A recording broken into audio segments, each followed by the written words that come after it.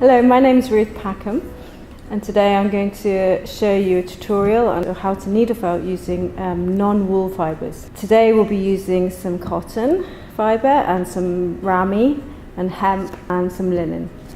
There are a number of reasons why you might want to try using non-wool fibres in your work. Maybe you have some moral objection to using animal fibres. Maybe you just want to see how the fibres perform differently to wool fibre, or maybe you're just looking for some fibres that give you a different effect on your needle felting projects. Yeah, hopefully I'm going to clear all that up today and give you some tips as to how to use these in your needle felting. So now let's take a look at the fibres themselves.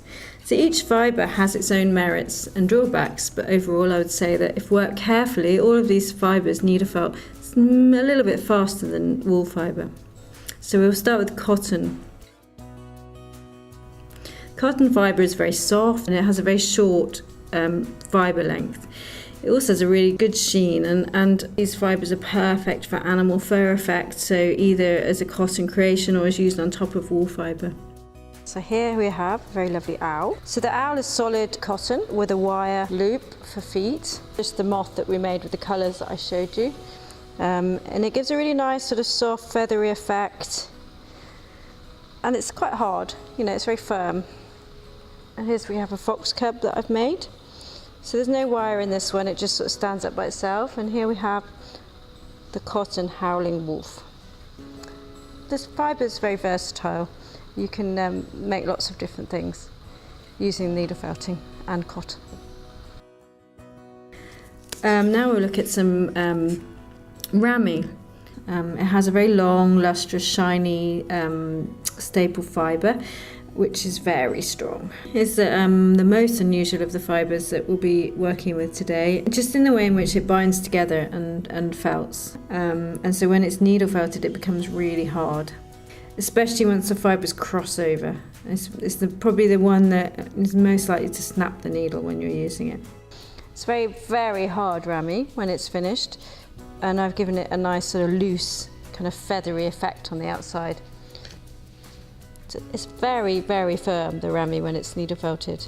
To prove this, we have a flower which actually holds its shape, and this is just needle felted, so not even with that much fibre, to be honest. And here we have the howling wolf in Ramy.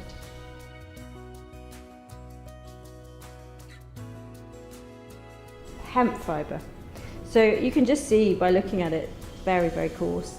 When you pull the fibres out, they're very long, and there are some thicker and some thinner fibres. It has a slight sheen to it, and it sort of feels more sort of grassy than animal fibres.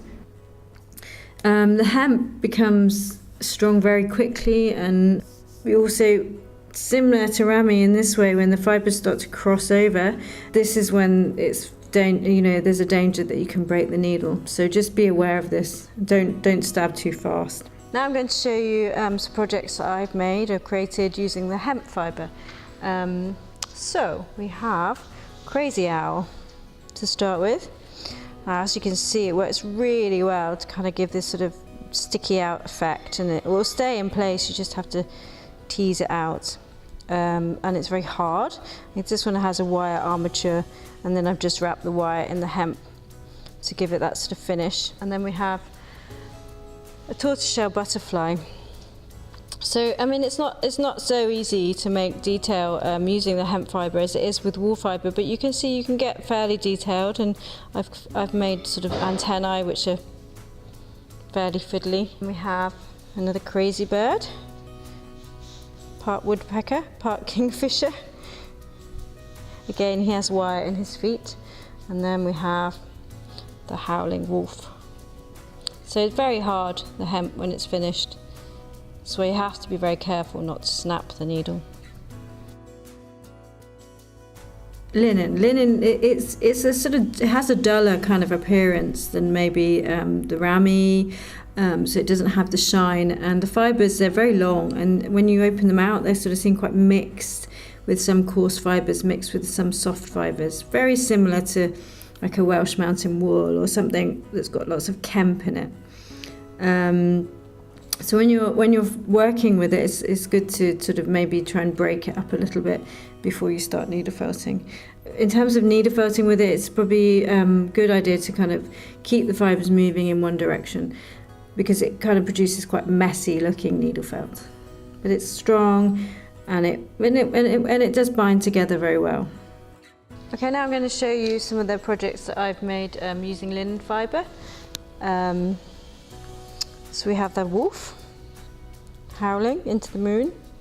So again, it's very, very hard, and you get that really lovely, it works very well with dogs and wolves and yeah, anything you want sort of a bit of texture on the outside. And we have the moth. It's a lot more flexible than the Ramy and has a nice finish. And we have the daisy. So then I bound it together with some more linen on the back to hold it all in place, and then we have the butterfly to sit on the linen flower. Okay, so I hope that I've given you some sort of insight into how to use these non-wool fibres, and it maybe inspired you to have a go. DHG stock all of these fibres in many different colours, so you don't have a problem with finding the right fibre for your project. And so even if you just want to use wool fibre and maybe add some maybe hemp on the outside or cotton, give it a go, give it a try, and yeah, enjoy. Thank you.